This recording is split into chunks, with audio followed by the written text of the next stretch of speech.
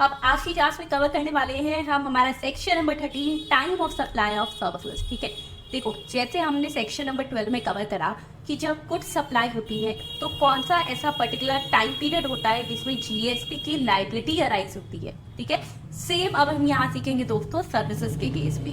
हाँ, चेंज कितना है उसका सेक्शन नंबर है 12 ऑफ सीजीएसटी एक्ट। ठीक है, इसका है सेक्शन नंबर 13। मैम ऐसा क्या सब सेक्शन नंबर में चेंजिंग है क्या? नहीं है। आइए मेरे साथ फटाफट से इसको देखते हैं। देखो स्टूडेंट, वहां पर हमने करा था section 12 subsection number 2 forward charge का केस। यहाँ भी हम करने वाली है सबसेक्शन नंबर 2 में फॉरवर्ड चार्ज। सेम सबसेक्शन 3 में हम पढ़ेंगे रिवर्स चार्ज। सबसेक्शन 4 हमें बताता है कि जब हमें वाउचर्स मिलते हैं इन केस ऑफ सर्विसेज, कि भाई सर्विस लेनी है आपको वाउचर दे दिया, तो उसके केस में टाइम ऑफ सप्लाई क्या रहेगा। देन सबसेक्शन 5 रेजिडुअल केसेस, और सबसेक्शन 6 हमें बताएगा, क्या बताता था ना, कि अगर हमें डिलेड पेमेंट ऑफ कंसिडरेशन की वजह से कुछ एडिशनल अमाउंट मिल रहा है, यानी कि पेमेंट लेट करी थी भाई और उस वजह से अब जो रेसिपिएंट है वो कुछ एक्स्ट्रा अमाउंट पे करेगा, तो उसके केस में उस एक्स्ट्रा वाले पार्ट के लिए टाइम ऑफ सप्लाई क्या रहेगा। ठीक है, तो रेडी हो सब मेरे साथ करने के लिए? आइए let's do it. First of all let's cover the supply of services taxable under the forward charge.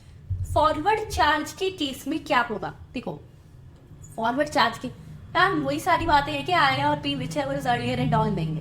Provision change है, सबसेक्शन नंबर सेम है, तो ध्यान से सुनिए। देखो स्टूडेंट, यहां पर आता है time of supply. Time of supply लिखो एक बार, जस्ट वेट इट अप। हाँ जी, नेक्स्ट टॉपिक बनाओ। Time of supply of services section number क्या है? सेक्शन नंबर लिखे 13। हाँ सेम वही है 13। सेम स्टूडेंट, इसमें भी हम इनवॉइस डेट कब तक इशू हो जाना चाहिए, इनवॉइस कब तक इशू होना चाहिए, उन सब के लिए पढ़ेगी सेक्शन नंबर 31। ठीक है, सब कुछ बुक में दिया हुआ है, that is read with section 31। और रूल लगता है 47, रूल नंबर याद करने की जरूरत नहीं है, तो लिख लो section 13 read with section number 31।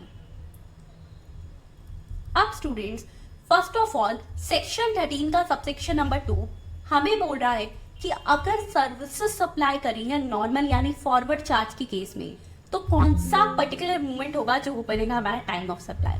Forward charge के केस में ना 3 पॉइंट्स अराइज होते हैं। कितने? 3। पहला तो हमें ये चेक करना है क्या इनवॉइस टाइमली इशू कर दिया। लिखो if invoice is timely issued. अगर इनवॉइस जो है ना वो टाइमली इशूड कर दिया, अब हमें कौन बताता है कि इनवॉइस कब तक इशू हो जाना चाहिए? अरे मैम वही वाला सेक्शन नंबर 31। ठीक है ना, तो अगर सेक्शन 31 के अकॉर्डिंग इनवॉइस इशू कर दिया तो ये कहता है दैट इन दैट केस हमारे पास टाइम ऑफ सप्लाई रहेगा डेट ऑफ इनवॉइस और date of payment whichever is earlier, and that is I और B whichever is earlier. I और B whichever is earlier. अब point यहाँ पर जो अराइज होता है, इस केस में स्टूडेंट्स कोई नोटिफिकेशन नहीं आई। देखो मैं इसको सेक्शन नंबर 12 से रिलेट करके चल रही हूँ। सेक्शन नंबर 12 में नोटिफिकेशन आ गई थी, उसने पी को हटा दिया था, पेमेंट को हटा दिया था। वो नोटिफिकेशन सिर्फ और सिर्फ गुड्स के केस में है, सर्विसेज के केस में नहीं है। यानी यहाँ पर सिंपल प्रोविजन है इनवॉइस डेट या payment date whichever is earlier. Same invoice के पॉइंट कि इनवॉइस कब इशू किया वही होगा। देखो अब यहाँ पे ट्विस्ट है। ट्विस्ट इज ये कहता है date of invoice is equals to जब इनवॉइस इशू किया। Ma'am the reason for this, क्योंकि अगर इनवॉइस टाइमली इशू वो नहीं कर रहा ना तो वो कहता है फिर ये प्रोविजन लगेगा। क्या? तो आइए एक बार, date of issue of invoice और date of receipt of payment to the extent the invoice और payment covers the supply of services, इनमें से जो भी जल्दी होगा वो बन जाएगा टाइम ऑफ सप्लाई।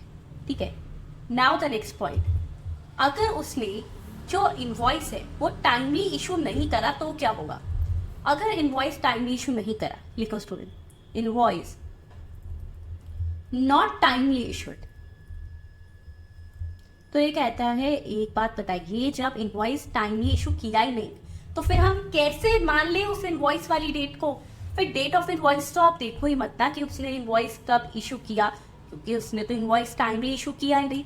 इस केस में वो कहता है हम देखेंगे किस दिन उसने सर्विस प्रोवाइड करी, that is date of provision of service और date of payment whichever is earlier. ठीक है, मतलब इनवॉइस टाइमली इशू किया तो इनवॉइस या payment whichever is earlier, नहीं इशू किया तो डेट कौन से वाली देखनी है हमने, जब सर्विसेज दी या पेमेंट की date whichever is earlier.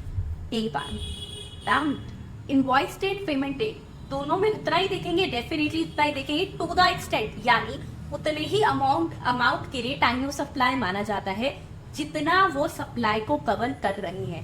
For example अगर पेमेंट हुई है 50,000 की, सप्लाई की थी 1 लाख की, तो अभी हम यहाँ पर सिर्फ और सिर्फ 50,000 के पॉइंट को ही माप रहे हैं। सेम केस इनवॉइस के लिए जितना इनवॉइस सप्लाई को कवर कर रहा है उतना ही यहाँ पे कंसिडर करेंगे, जैसा हमने सेक्शन नंबर 12 में इन डिटेल सीखा।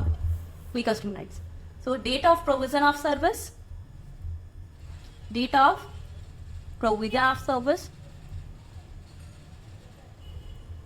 जिस दिन सर्विस जो है प्रोवाइड की गई है, या फिर same date of payment whichever is earlier, और date of payment whichever is earlier, जो भी पहले आएगा इन दोनों में से। नेक्स्ट हमारे पास यहाँ पे थर्ड आता है कि मान लो अगर इन दोनों से ही नहीं निकल पा रहे हो, यानी कि मान लो स्टूडेंट्स की ना तो आई गिवन है ना ही पी गिवन है, मतलब ना तो इनवॉइस डेट है, ना पेमेंट डेट है, ना प्रोविजन डेट है, फिर क्या माने, मतलब दोनों अबव मेथड से निकालना पॉसिबल नहीं है, एप्लीकेबल नहीं हो रहे, फिर कौन सी डेट को टाइम ऑफ सप्लाई मान ले तो उसमें काम। इन दैट केस हम मानेंगे जिस डेट पर ये शो किया गया है, supply will be the date on with the recipient of service shows the receipt of the service in his books of account. Recipient ने जिस दिन ये शो कर दिया कि मुझे सर्विसेज मिल गई है, उस डेट को टाइम ऑफ सप्लाई मान लेंगे। Next question that might be coming into your mind, ma'am आपने पढ़ाया था फॉरवर्ड चार्ट है तो सप्लायर के पॉइंट ऑफ व्यू से देखो। हाँ जी, तो ये देखना चाहिए था कि सप्लायर ने सर्विस किस दिन दी, डेफिनेटली। बट अगर हमारे पास ये डेट अवेलेबल है कि सप्लायर सर्विस किस दिन दे रहा है, तो मेथड नंबर बी लग ही रहा है, date of provision of service की क्लियर कह रहा है। अबव 2 मेथड नहीं लग पा रहे तो थर्ड लगाओ। तो अब तो हमारे पास सिर्फ एक चारा रह गया कि भाई रेसिपिएंट की तरफ नजरें घुमा लो कि आप बता दो आपने अपनी बुक्स ऑफ अकाउंट्स में किस दिन लिखा है कि आपको सर्विसेज रिसीव हुई। क्लियर? लिखे student, if both methods not applicable, if both methods not applicable, if both methods not applicable, तो हम क्या करेंगे, in that case date of receive of services, receipt of services, date of receipt of services में एक video add करिए, फिर that भी पे फाइव पहला date of receipt of services and books of accounts of recipient, जिस दिन recipient ने ये शो किया। यहाँ तक सबको समझ आ गया। अब पॉइंट अराइज होता है स्टूडेंट्स कि यहाँ पे now the next thing is कि इनवॉइस डेट तो चलो भाई जो इनवॉइस डेट है यहाँ पे वही रहेगी, क्योंकि अगर उसने टाइमली इशू नहीं करा तो मेथड ए लगता ही नहीं। But now the point P को यहाँ पर क्या क्या कंसिडर करेंगे, तो सेम स्टूडेंट सेक्शन नंबर 12 वाला ही कंसिडर करेंगे, यानी date of payment is equals to date of payment. क्या था आपको बताया ना, मुझे फटाफट मैसेज करके बता दो क्या क्या लेते थे मैम। जिस दिन बुक्स ऑफ अकाउंट्स में शो किया सप्लायर ने कि मुझे पेमेंट रिसीव हो गई, या फिर जिस दिन एक्चुअल में बैंक अकाउंट क्रेडिट, यही था ना legal student. So date of payment is equals to date on which supplier recorded this payment or record this amount in books of account, और सेकंड किससे कंपैरिजन करते हैं, that whichever is earlier, date on which amount actually credited, date on which credited। ठीक है, मतलब जिस दिन bank account में क्रेडिट हुआ, whichever is earlier, जो भी पहले की डेट है उसी को हम मान लेंगे डेट ऑफ पेमेंट। समझ आ गया? नेक्स्ट आता है कि भाई इस लाइन का क्या सिग्निफिकेंस है, that to the extent the invoice और payment covers the supply of services. तो जैसा मैंने आपको पढ़ाया हुआ है, यहाँ आता है स्टूडेंट्स की मान लो इनवॉइस डेट हो चाहे पेमेंट डेट, ठीक है, वो पार्ट ऑफ उसका मतलब मान लो कि अगर उसने सर्विस दी थी 1 लाख रुपए की, देखिए इनवॉइस 50,000 का शो किया या पेमेंट 50,000 की शो करी या 60,000 की, जितने की जितने का इनवॉइस और पेमेंट सप्लाई को कवर कर रहा होगा, हम सिर्फ उतने को ही यहाँ कंसिडर करेंगे, कंप्लीट को कंसिडर नहीं कर सकते। नेक्स्ट क्वेश्चन हमारे पास आता है कि हमने कहा मेथड तब लगेगा अगर टाइमली इनवॉइस इश्यू हुआ। यस, लेकिन कौन बता रहा है कि टाइम है कितना इनवॉइस इश्यू करेगा? तो स्टूडेंट्स ये बताता है हमें सेक्शन नंबर 31। ठीक है, basically it is read with the rule 47 CGST rules का, बट अगर आप सेक्शन 31 भी याद कर लो तो भी मोर देन इनफ है। एक बात हुई, आपको आपके नाम की जगह कोई चिंतामणि कह के बुलाया, अच्छा लगेगा? नहीं, गुस्से में आ जाओगे। तो इसीलिए स्टूडेंट्स कभी भी सेक्शन नंबर गलत कोट मत करना। इससे बेटर कभी सेक्शन नंबर भूल जाओ तो लिखना मत, बट गलती से भी गलती मत करना, क्योंकि टोटल मार्क्स कट हो जाते हैं। अगर आपने पूरा क्वेश्चन सही करा 5 नंबर का, सेक्शन नंबर गलत दिया 0 मार्क्स। फिर ये मत क्या एक गलती की वजह से इंस्टीट्यूट मार्क्स कट करता है, नहीं, आप सेक्शन नंबर को गलत नाम से बुलाए। ओके ना? बेसिकली मान लो आप कह रहे हो सेक्शन 13 बता रहा है कि इनवॉइस कब तक इशू करना था, यार सेक्शन 13 टाइम ऑफ सप्लाई बता रहा है सर्विसेज का, तो गलत हो जाएगा। ये है ना? चलो, अब यहाँ पे स्टूडेंट्स बात आती है, पहला हम पढ़ेंगे कि इनवॉइस उसको कब तक इशू करना है। तो देखो, the tax invoice needs to be issued either before the provision of service or within 30 days. वो कहता है जिस दिन सर्विस दी है, गुड्स के केस में क्या था, जब गुड्स रिमूव कर रहे हो उस दिन या उससे पहले। बट सर्विसेज के केस में वही कह रहे हैं जिस दिन आप सर्विस दे रहे हो, ठीक है, या तो सर्विस देने से पहले इशू करके भेजना, नहीं करा तो सर्विस देने के बाद मैक्स टू मैक्स 30 डेज में इनवॉइस इशू कर देना। कितने में स्टूडेंट? 30 डेज में। क्या बोला हमने यहाँ पर? देखो, लिखो इसको फटाफट से, लिखिए यहाँ पर आता है time limit for issuance of invoice, कि इनवॉइस कब तक इशू करना है। क्लियर? तो अब पहला केस यहाँ पर हमारे पास आ रहा है कि कब तक इशू करना है। तो student the very first case here is either before providing the services, या तो बिफोर प्रोवाइडिंग द सर्विसेज।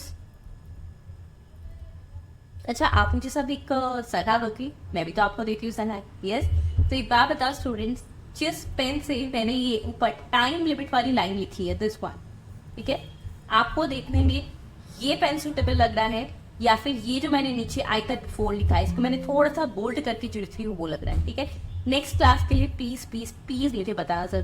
चलो, तो either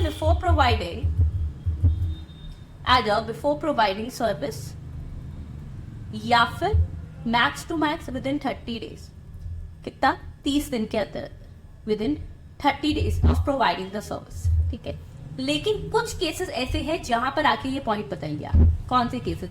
insurance company, banking company, financial institution, ये 3 ऐसे है। IBF ऐसा है, IBF कह रहा है देखो मेरे वाले केस में ना ज्यादा ट्रांजेक्शन से टाइम लग जाता है, तो 45 डेज का टाइम, तो यानी उनको जो इनवॉइस इशू करना होता है that is not in 30 days, that is in 45। ठीक है, देखो, सो इन केस ऑफ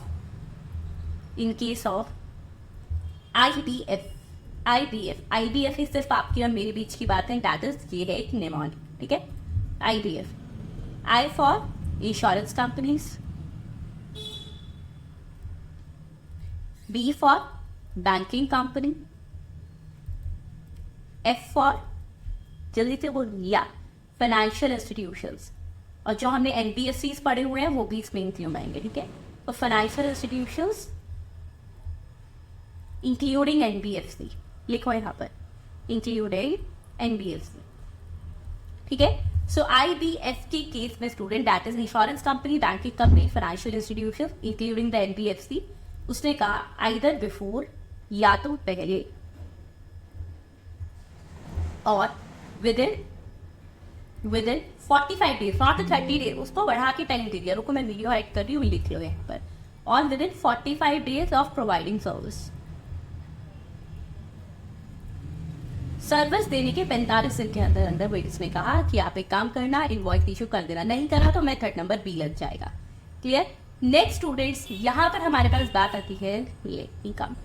अब देखो, अब आप सोचोगे मैम अभी तो आपने IBF पढ़ाया है, ये फिर आ गया। ये क्या कहता है कि मान लो टैक्सेबल सप्लाई जो है, एक मिनट रुको, मान लो टैक्सेबल सप्लाईज जो है ना वो डिस्टिंक्ट पर्सन के बीच में होगी। डिस्टिंक्ट पर्सन कौन होता है? चैप्टर नंबर 2 याद करो फटाफट, सेक्शन 25 क्या बताया था मैंने? जब सेम परमानेंट अकाउंट नंबर वाला बंदा अलग अलग जगह पर जीएसटी रजिस्ट्रेशन करवा रहा है तो सब जीएसटी रजिस्ट्रेशन एक दूसरे के डिस्टिंक्ट पर्सन बन जाते हैं, ठीक है? यानी वहां पर झोल झाल के चांसेस बहुत है ना? तो उन्होंने कहा देखो यहाँ पर अगर डिस्टिंक्ट पर्सन का केस है यानी आप खुद को ही इस तरीके से सप्लाई कर रहे हो, और कौन से वाला है ये? Insurance company, banking company, financial institution यानी एनबीएफसी, या फिर telecom companies, yes telecom company like the Jio, Airtel, BSNL, Vodafone, ये सब, या फिर कोई भी नोटिफाइड सप्लायर ऑफ सर्विसेज। अगर इन्होंने डिस्टिंक्ट पर्सन में सप्लाई करी है तो इनको इनवॉइस इशू करना है या तो student before and eight the time of recording of such supply in the books of account, यानी जिस टाइम पर वो इसकी रिकॉर्डिंग कर रहे हैं अपनी बुक्स ऑफ अकाउंट्स पे लिख रहे हैं कि हमने सर्विस दी है, या फिर student this is very important before the expiry of the quarter during which the supply was made. इसका मतलब क्या है देखिए यहाँ पर, क्वार्टर कितने महीनों का होता है? 3 महीने का एक क्वार्टर होता है स्टार्टिंग फ्रॉम द अप्रैल। अच्छा, साल में कितने क्वार्टर होते हैं? तो April, May, June first quarter, July, August, September second quarter, then October, November, December third quarter, and January to March fourth quarter, यही होता है। अब वो ये कह रहा है या तो जिस टाइम पर आप सर्विस रिकॉर्ड कर रहे हो बुक्स में उससे पहले या उस टाइम पर आप जो है इनवॉइस इशू कर दो, नहीं तो अगर ऐसा नहीं किया so before the expiry of the quarter during which the supply was made. It mean मान लो उसने जो सर्विस दी है वो दी है 28th में। अब स्टूडेंट 28th में कौन से क्वार्टर में फॉल कर रहा है मैम? फर्स्ट क्वार्टर में, इस वाले में, अप्रैल टू जून। ये क्वार्टर खत्म किस दिन हो रहा है? जून में, यानी 30 जून को लास्ट डेट ऑफ जून। तो 30 जून से पहले पहले उसको क्या करना पड़ेगा? इनवॉइस इशू करना पड़ेगा। समझ आई बात? लिखे इसको, आइए student. So now in case of IBF तो यहाँ पर है, और साथ साथ में क्या है स्टूडेंट्स? कौन है यहाँ पे? Telecom suppliers. देखो टेलीकॉम सप्लायर्स बेसिकली जिनकी वजह से पॉसिबल हो पा रहा है कि हम अलग अलग सिटीज में बैठ के भी आपस में कनेक्ट कर पा रहे हैं, है ना? हम पढ़ पा रहे हैं ऐसे ऑनलाइन। तो टेलीकॉम सप्लायर्स और नोटिफाइड सप्लायर ऑफ सर्विसेज। एक बात ध्यान से बच्चों, ये प्रोविजन सिर्फ सर्विसेज पे लग रहा है तो गलती से भी मत सोच लेना कि अच्छा कोई गुड्स भी सप्लाई करेगा तो लगेगा, नहीं। ये लग ही सिर्फ सर्विसेज पे रहा है। गुड्स का प्रोविजन वी हैव कवर्ड, वहां पर ऐसा कुछ अलग से नहीं था, ठीक है? चलो लिखो यहाँ पर। So in case of IBF, telecom suppliers, notified supplier of services, उन्होंने कहा है यहाँ पर, अब इसको ना मैं यहाँ लेकर जा रही हूँ नेक्स्ट पर, एज मेरे पास स्पेस कम है, आपके पास वहां स्पेस है तो लिख लो। क्या कहा? या तो आइदर बिफोर और at the time of providing the service, either before और at the time of providing service. एक मिनट यहाँ लिख लेना, they must be distinct person. ये डिस्टिंक्ट पर्सन की कैटेगरी होनी चाहिए, डिस्टिंक्ट पर्सन सेक्शन 25 के अकॉर्डिंग, ठीक है? तो ये प्रोविजन लगेगा, अदरवाइज नहीं। लिख लिया? चारों लिख रहे हैं। सो आइदर बिफोर और at the time of providing service, either before और at the time of providing service. अगर ऐसा नहीं करा, भाई वो नहीं कर पाया था, 28 में को सर्विस दी उसने, वो उस टाइम पर इनवॉइस इशू नहीं कर पाया, कोई बात। सो इन दैट केस कब तक कब लेना होगा उसको invoice issue students? So in that case वो कह रहा है, अच्छा हाँ एक बार एक इंपॉर्टेंट बात, प्रोवाइडिंग सर्विस की जगह यहाँ पर सही से लाइन लिख लो इनफैक्ट, ठीक है? जो पेपर में फिर गड़बड़ ना हो जाए। कई बार क्या करते हैं सप्लायर्स, उनको कहा सर्विस प्रोवाइड वो कर बताते ही नहीं, तो उनको कहा जिस दिन आप अपनी बुक्स ऑफ अकाउंट्स में ये रिकॉर्ड कर रहे हो, ठीक है? सो आइदर बिफोर और at the time of recording such services in books of accounts. Books of accounts किसके? सप्लायर के, फॉरवर्ड चार्ज, ठीक है? In books of accounts of supplier. या फिर ऐसा नहीं हुआ तो जिस क्वार्टर में सप्लाई करी है उस क्वार्टर के एंड से पहले, before the expiry of the quarter during which such supply was made, लिखो। और before the expiry of quarter यानी last day of quarter during which such supply was made.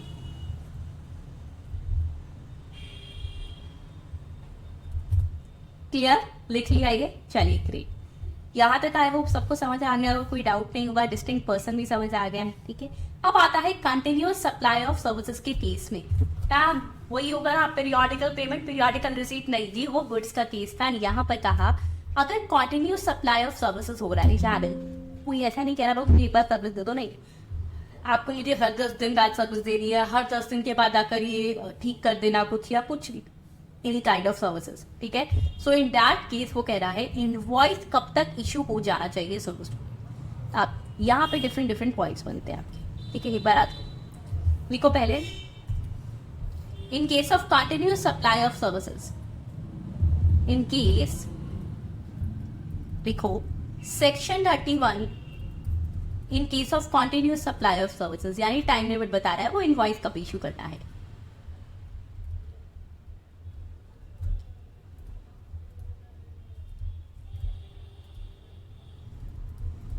In case of continuous supply of services, ठीक है।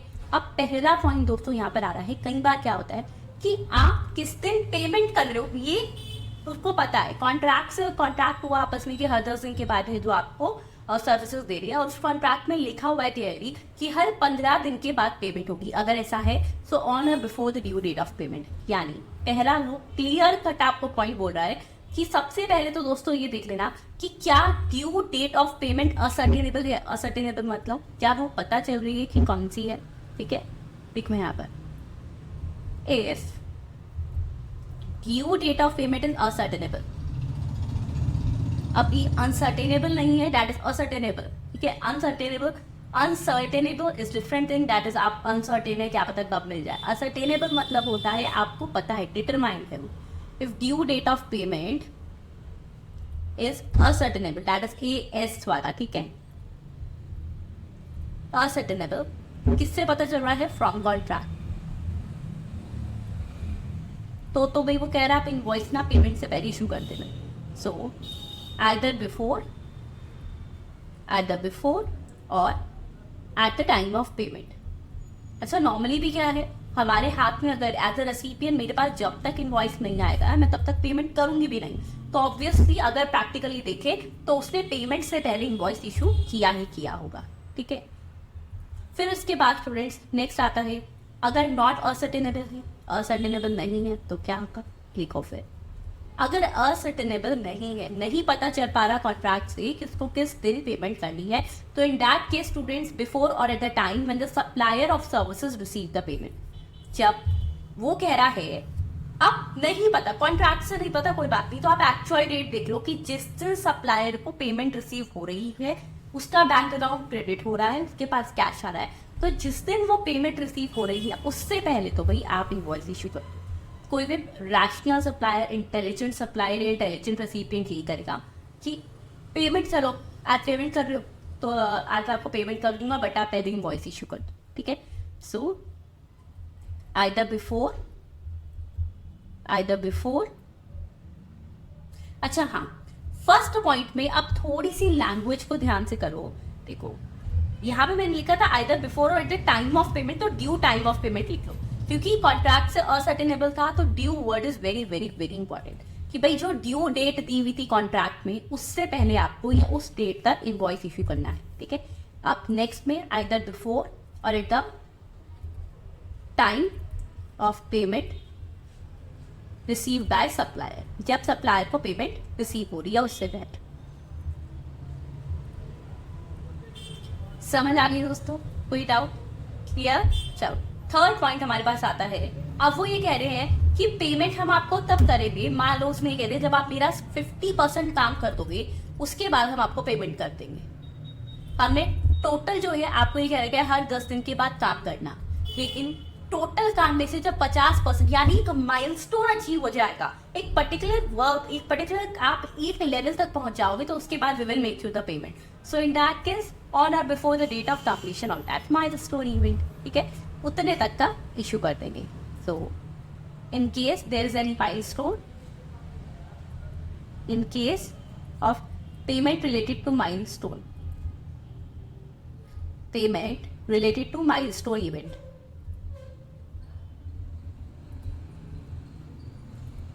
ठीक है।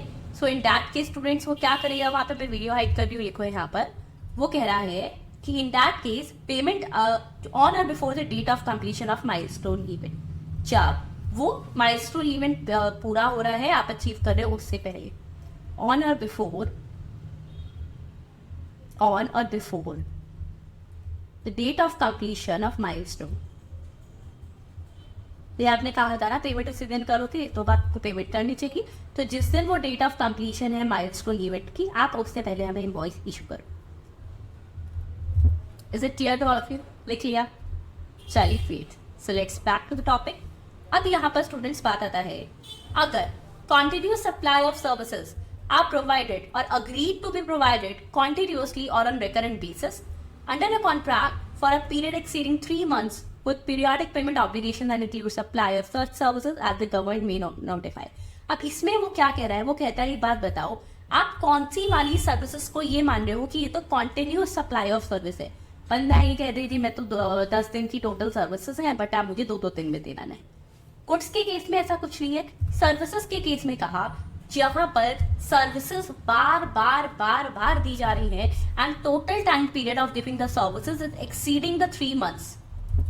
Clear? So in that case students वो ये बोल रहा है कि अगर वो 3 महीने से ज्यादा, पहले कॉन्ट्रैक्ट में हो गया था कि 3 महीने से ज्यादा सर्विसेज दे रहा है, बार दे रहा है उसमें, तो इन दैट केस उसको हम बोलेंगे कॉन्टिन्यूस सप्लाई ऑफ सर्विस। ठीक है। अच्छा, अब कई बार हो सकता है 3 महीने एक्सीड नहीं हो रही, बट सरकार ने कह दिया जी, गवर्नमेंट ने कह दिया इसको तो कॉन्टिन्यूस ही मानेंगे, उसने नोटिफाई कर दिया तो उसको तो फिर मानेंगे। क्लियर? तो यहाँ पर हाईलाइटर से मार्क कर लो, इसको नोट्स में लिखा लिख लो कि कॉन्टिन्यूस सप्लाई ऑफ सर्विसेज तब मानेंगे अगर रिकरिंग बेसिस पर है एक्सीडिंग द 3 months। क्लियर? चल, अब कई बार क्या हुआ, एक काम दे रखा था, उसको बोला आप एक काम करो, आज आया वो काम करने के लिए, ठीक है, सपोज मान लो कोई कारपेंटर है, वो काम करने आया, नहीं उसका कुछ काम बड़ा पसंद आया था, उसी टाइम पर जब वो सुबह काम करने आया, वो किसी ऑफिस में काम कर रहा था, ऑफिस वाले ने बोला बस आज से तुम यहाँ पे काम मत करना, मैं तुम्हारी सर्विसेज को सीज कर रहा हूँ। क्या कारपेंटर गुस्सा हो गया, कहता नहीं आप अच्छे से बात नहीं कर रहे, आज से आपका काम बस हम नहीं करेंगे। तो इनवॉइस का विषय जो होना चाहिए, ऑब्वियसली स्टूडेंट, जब काम रुक रहा है उससे पहले इनवॉइस इशू कर दो, क्योंकि भाई उस टाइम पीरियड तक का इनवॉइस इशू करो तभी तो पेमेंट पर आगे सेटल होगी। क्या? तो अगर काम सीज हो रहा है before completion of services, service complete नहीं हुई थी, देखो सेक्शन 31 की ही बात कर रहे हैं। इन case of cessation of services, cessation का मतलब होता है बीच में काम को रोक देना। इन case of cessation of services before completion, काम पूरा होने से पहले रोक दिया। ठीक है? So in that case students क्या होगा, आइदर बिफोर, नहीं एक्चुअली अब यहां पर एक लाइन बिल्कुल क्लियरली लिखो student, invoice should be issued at the time. मैंने बिफोर लिखकर इसलिए कट किया जिससे आपको ये बात ध्यान रहे, आप उससे पहले कैसे कर सकते थे मैम? क्यों? पहले तो पता ही नहीं था सर्विस हो रही है, पहले लोग पहले पता होता तो कोई ना कोई दोनों में से कहता अच्छा कल से सर्विस रोकोगे जब मैं आज भी काम नहीं करता। तो at the time when you are ceasing the services, उस टाइम पर आपको इनवॉइस इशू करना होगा, हिसाब किताब करना होगा। ठीक है? So at the time of cessation of services, cessation of services. अब बात आती है, मान लो 1 लाख रुपए का काम दिया था, अभी 70,000 का हुआ, तो ऑब्वियसली टू द एक्सटेंट जितना उसने सर्विस दे दी, ठीक है, यानी 70,000 की इनवॉइस इशू कर, तो to the extent services were made, services was made.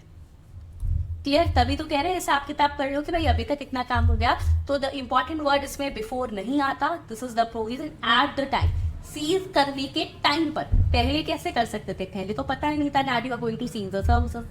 Okay, चलो इसके बाद स्टूडेंट्स हमारे पास नेक्स्ट आता है 1000 रुपए वाली बात मैंने आपको बताई थी ना, गुड्स के केस में भी जो प्रैक्टिकली पॉसिबल नहीं हो रही थी क्योंकि पेमेंट वाला पॉइंट नोटिफिकेशन ने टारा पाए किया।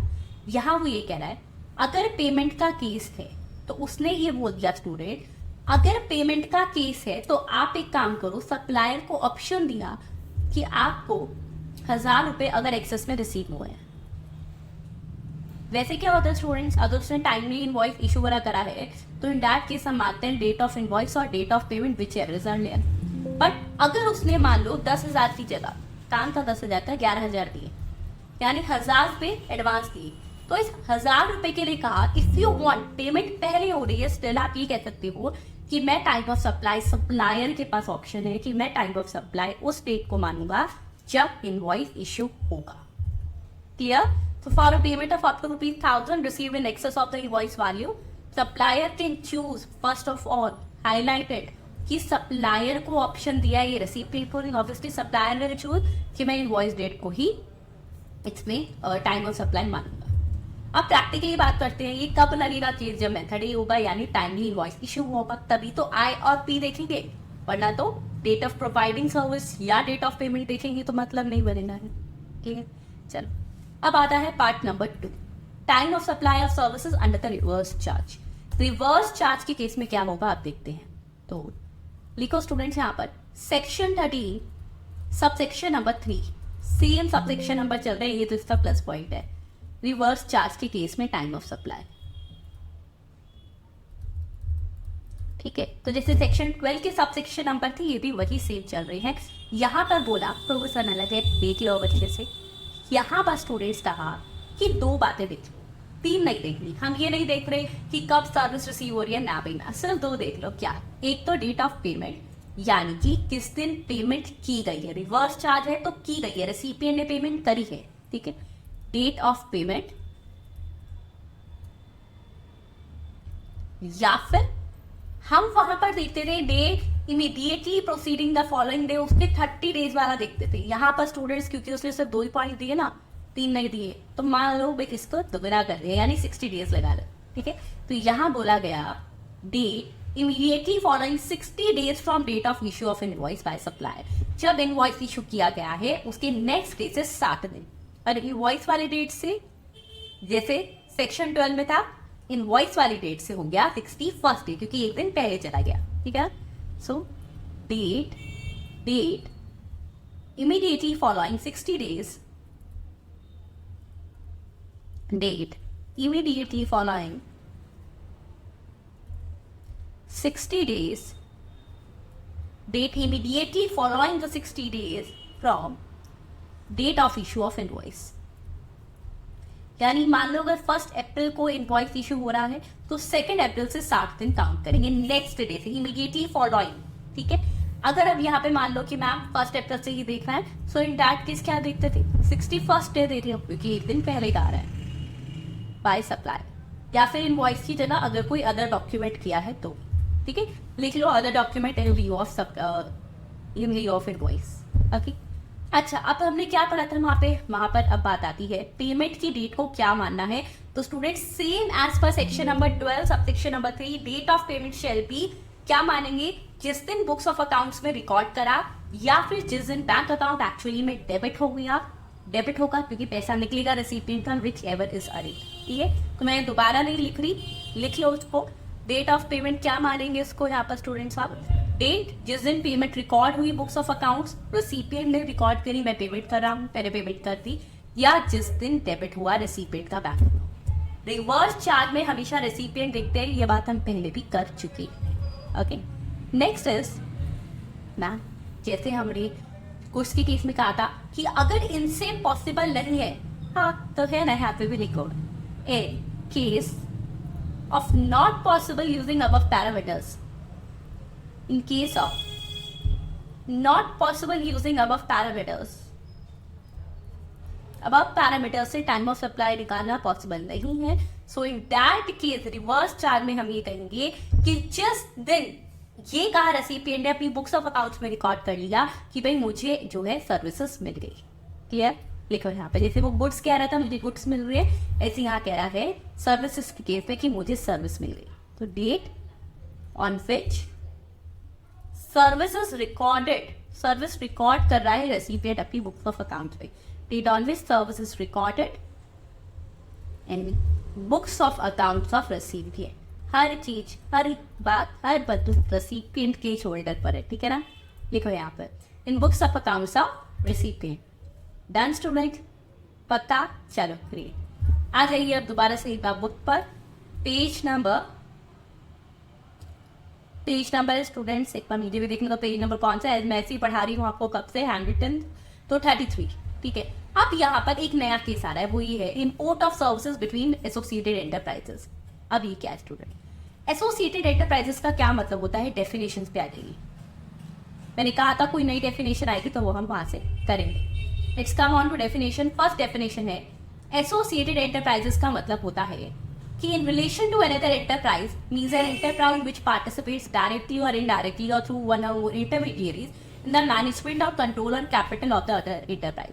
यहाँ का स्टूडेंट कि एसोसिएट का मतलब क्या होता है कि अगर हम दोनों एक दूसरे से एसोसिएटेड हैं, मतलब हम एक तरीके से लिंक्ड अप है। ठीक है, तो वो कह रहा है जब एक एंटरप्राइज दूसरी एंटरप्राइज से इस तरीके से लिंकअप है कि डायरेक्टली हो या इनडायरेक्टली है, किसी अदर इंटरमीडियरी के थ्रू है, मतलब किसी अलग कंपनी जिसमें दोनों का पैसा लगा हुआ है, किसी अदर इंटरमीडियरी के थ्रू है, या मान लो पहले डायरेक्टली इनडायरेक्टली देखता है फिर इंटरमीडियरी संचालन। ए एंटरप्राइज बी एंटरप्राइज के मैनेजमेंट में पार्टिसिपेट कर सकती है, कंट्रोलिंग पावर उसके पास कहीं ना कहीं है, चाहे पूरी ना है बट कुछ है, या फिर उसकी कैपिटल में भी वो पार्टिसिपेट करती है, उसका कैपिटल वहां लगा हुआ है, तो लिंक्ड अप है मैनेजमेंट, कंट्रोल या कैपिटल एमसीसी में, तो इन दैट केस हम कहेंगे ये एक दूसरे की एसोसिएटेड एंटरप्राइजेस।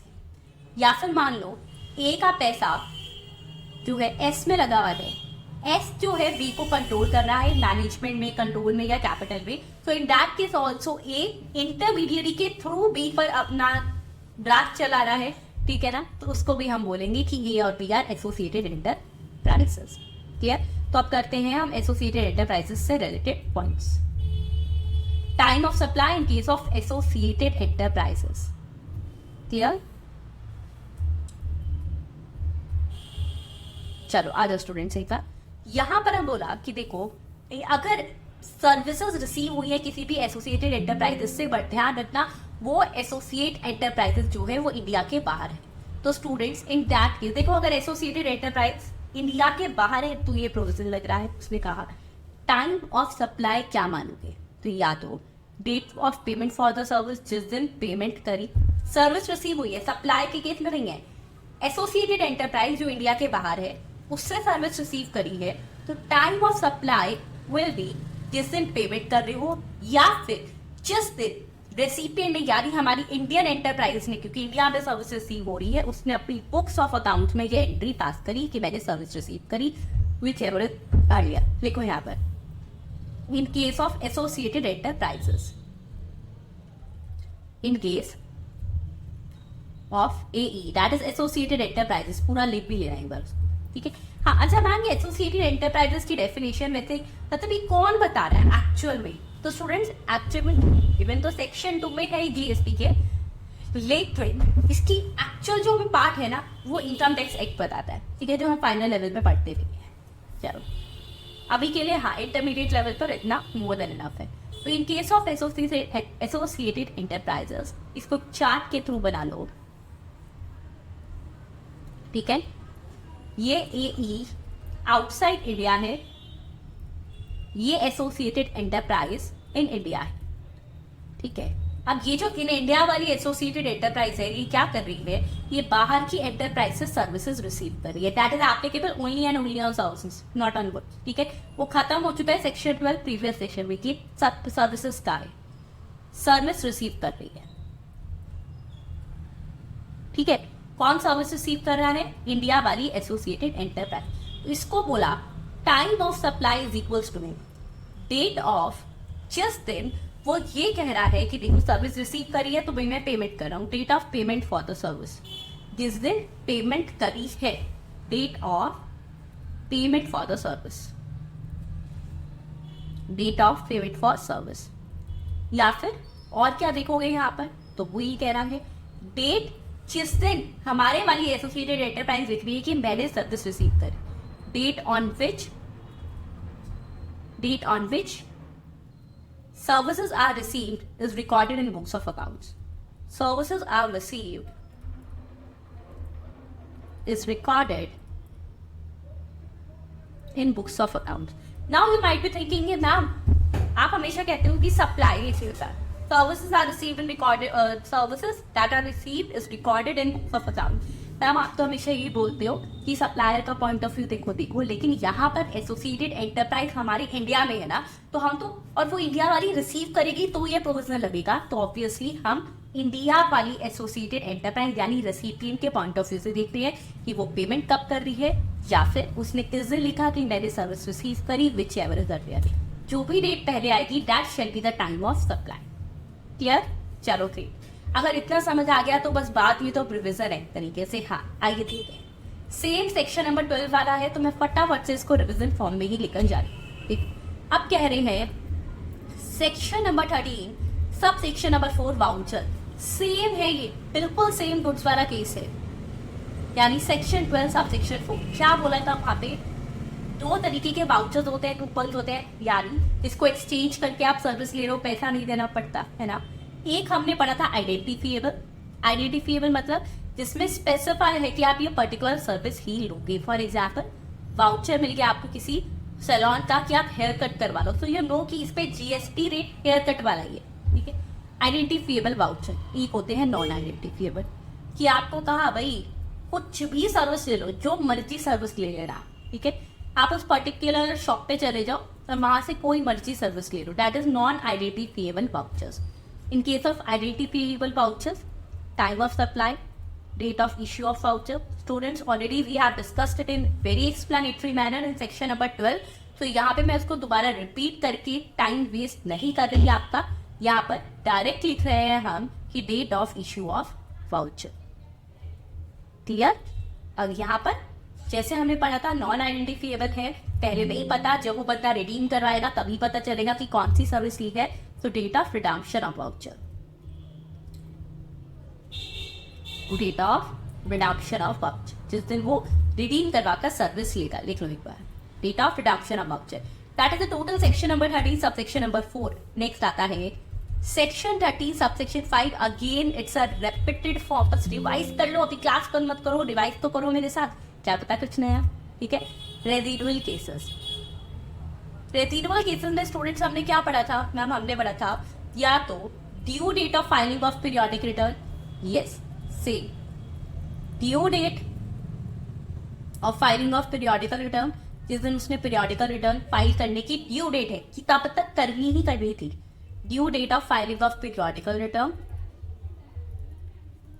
रेजिडुअल केसेस मतलब क्या पढ़ाया था मैंने आपको? जो केसेस कहीं और कवर नहीं हो रहे, due date of filing of periodical return, या फिर actual date on which GST is paid, जिस दिन जीएसटी पे कर दिया, actual date on which GST is paid.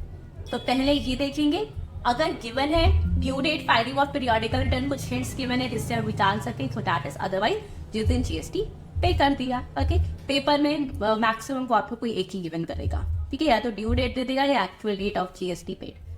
फिर भी दोनों भी आ रहे, so now we know that how to tackle. परेशान पर तो क्वेश्चंस करवाऊंगी, उसमें देख लेना कैसे होता है। नेक्स्ट आता है section number 13 sub section number 6। क्या था? एनहांस्ड वैल्यू, एनहांस्ड और एडिशनल वैल्यू किसके केस में? रेसिपिएंट ने, सर्विस लेने वाले बंदे ने ज्यादा वैल्यू से दी है क्योंकि वो पेमेंट करने में लेट हो गया एंड डिले हो गया, तो एनहांस्ड और additional value in form of interest और लेट फी। आप इसको इंटरेस्ट कह लो, लेट फी कह लो, कुछ भी कह लो, मैं कह रही कुछ भी कह लो, but the reason should be, reason होना चाहिए सिर्फ और सिर्फ for delayed payment of consideration, ठीक है, लेट फी एटसेट्रा, कुछ भी नाम आ जाए यही प्रोविजन लगेगा, but for delayed payment of consideration reason must be this, और कोई रीजन नहीं होना चाहिए for delayed payment of consideration. अच्छा, अब इस केस में क्या पढ़ाया था मैंने आपको? जिस दिन सप्लायर को ये एडिशनल वैल्यू रिसीव हुई है वही होगा टाइम ऑफ सप्लाई उस एडिशनल पार्ट के लिए। तो लिखो time of supply is equals to date on which enhanced value receive.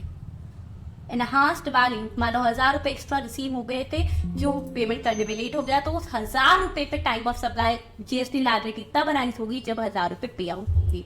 तो date on which enhanced value is supplier का point of view, reverse charge तो नहीं है, तो सप्लायर को पैसा रिसीव होगा, date on which enhanced value is receive. इसी के साथ स्टूडेंट्स कंग्रेचुलेशन, यहाँ पर खत्म होता है भाई हमारा chapter number 6 that is time of supply. कहीं कोई डाउट है, कहीं कोई क्वेरी है सर, डेफिनेटली आप तो मुझसे पूछ सकते हो, ठीक है। मैं वेट करूंगी क्वेरीज तक। क्वेरीज को माइंड में मन से माइंड से उसको पायरट कर दो, ठीक है। चलो, thank you, have a nice day.